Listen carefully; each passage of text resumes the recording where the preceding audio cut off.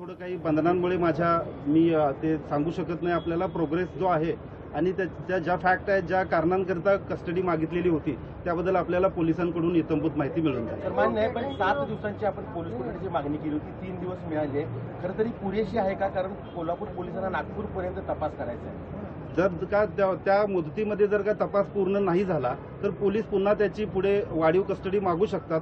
15 दिवसापर्यंत कस्टडी मागण्याचा अधिकार पोलिसांचा आहे. थँक्यू. कोरटकरला 3 दिवसांची पोलीस कोठडी आता सुनावण्यात आलेली आहे. या प्रकरणी आता वकील या संदर्भात माहिती देत होते.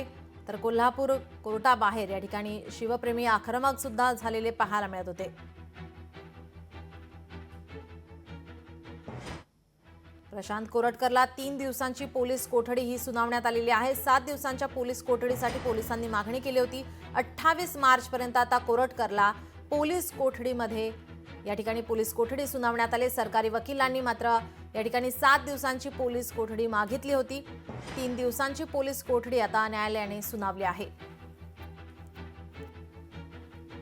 प्रशांत कोरटकरची आता पोलीस कोठडीमध्ये रवानगी झालेली आहे. 28 मार्च पर्यंत पोलीस कोठडी ही सुनावण्यात आली आहे.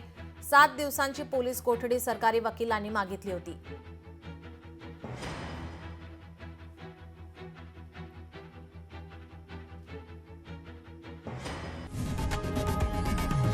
लोकशाही मराठी ऐका, पहा, जागरूक रहा.